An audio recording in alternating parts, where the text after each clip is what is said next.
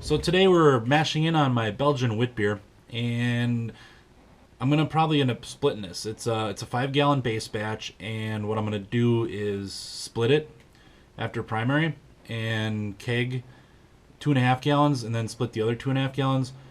One thing, it's an agave. I'm gonna add agave nectar into it.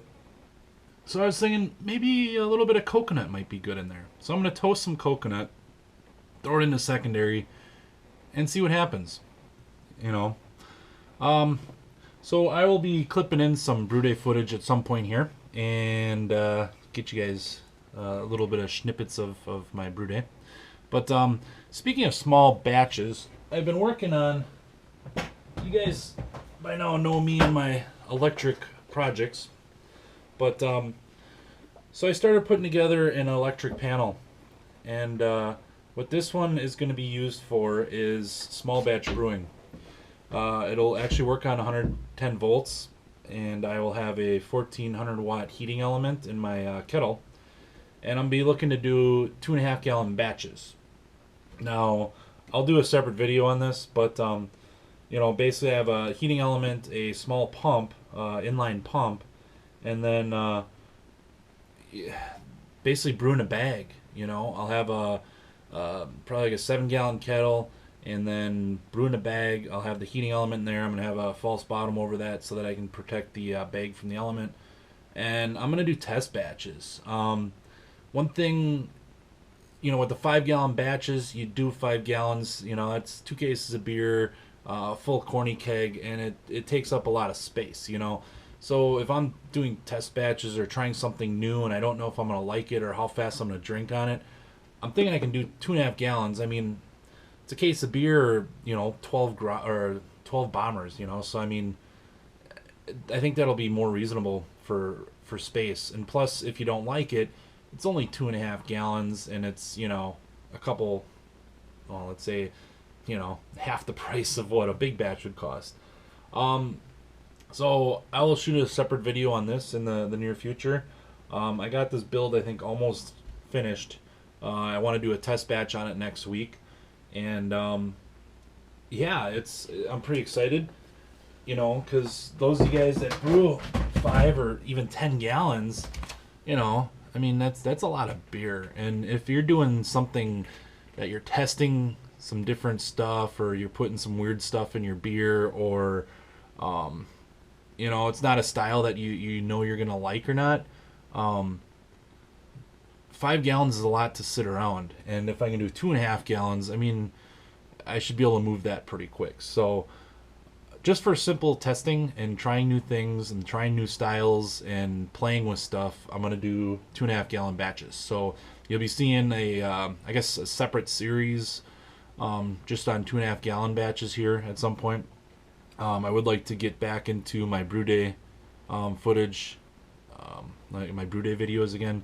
Right now, the Homebrew Wednesday thing kind of works out every once in a while when I brew. But some other stuff, I guess my SJ Pour challenge is below, and it's in the fermenter. It's still bubbling away. I mean, it's bubbling last night it's still bubbling like once a minute, and right now it's bubbling every couple minutes. So I'm thinking another couple days. Now, once I get done, let's see, where's my jar here? I got, doesn't look very appetizing, but I took some cocoa nibs and put them on a little bit of vanilla vodka. One to help, I guess, sanitize or maybe kill off some of the nasties that might be on there. So I did that. The other thing I got is a can of some goodness. So I'll be cluing you guys in on what I'm doing in my next update once I rack over to secondary. And some of you guys guessed some imperial stouts and stuff like that. But it's basically a double chocolate stout, and I will fill you in on the next step in the next update video for the SJ Pour Challenge. The other thing I guess I've been doing is canning wort. I got a pressure cooker and started canning starter wort, and that way when I want to do a starter, I just pull a mason jar and put 2 of them in my flask and start her up. The only thing that I was worried about, as I read on it, was botulism.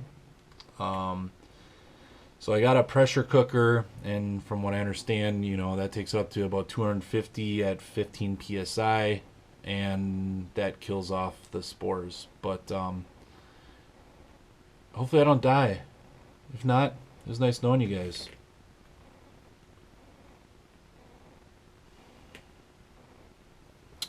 But anyways, so yeah, we got, so I'm going to be doing that. One other thing I want to start doing is yeast. If I buy a new tube of yeast, I read an article on Homebrew Talk about freezing yeast, and I want to give that a try. Just take one vial, build it up in a flask, and then put, I got 50 milliliter centrifuge tubes, and planning on using those. Some glycerin, some alcohol. I just need to get a styrofoam box to put it in. So I'll clip in some brew day footage here, and pretty much from there, that's all I got. Everybody have a happy Homebrew Wednesday. Cheers. Thanks for watching. Thanks for subscribing. I've gotten a whole lot of new subscribers, so thank you. Thanks for watching. Thanks for commenting. Thanks for liking my videos. I'll be continuing to try to put some good stuff out here. But yeah, as you guys know, it takes time. So anyways, cheers. Happy Homebrew Wednesday.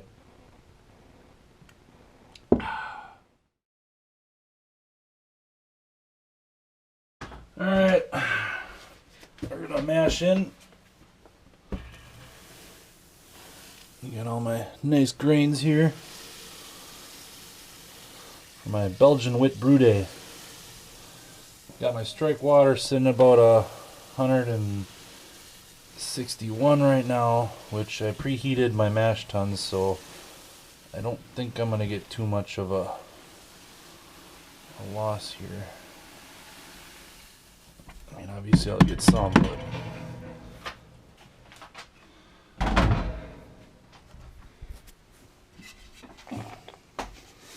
alright, so this I'm kind of doing a no sparge. Obviously I'm going to rinse my grains, but I'm pretty much trying to do it all in one shot here just to save some time for the day. You can see that's a pretty full mash tun there. So I'm going to have a really thin mash, but I should hit pretty close to my numbers on the first runnings if I did my calculations correctly. Alright, so we're mashed in. And see. And we're sitting at 155, so my temps came in pretty close, so we're going to go for an hour. Alright, so we're running off here. Did my iodine test. Looks like I'm fully converted. Alright, we're almost up to boil here. Getting through our hot break.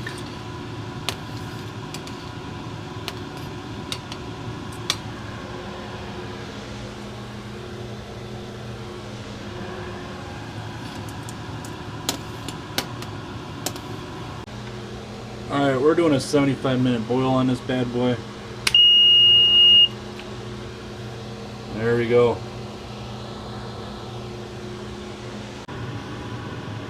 Alright, so at this point we're at 60 minutes left in our boil. 1 pound of agave nectar.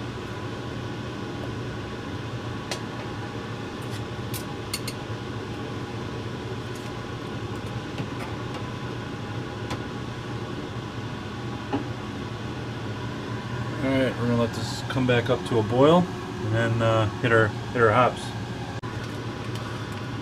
Alright, we got 2 ounces German Herzberger, something like that.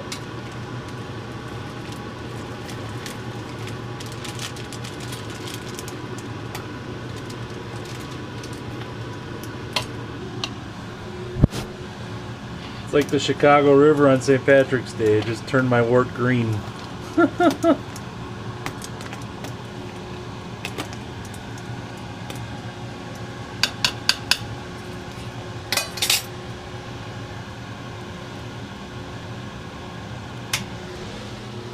Alright, that's our 60-minute edition. 15 minutes left. We're going to be adding some coriander and bitter orange peel. Alright, got a couple minutes left here. As you can see, I'm circulating my star sand through my pump and my chiller.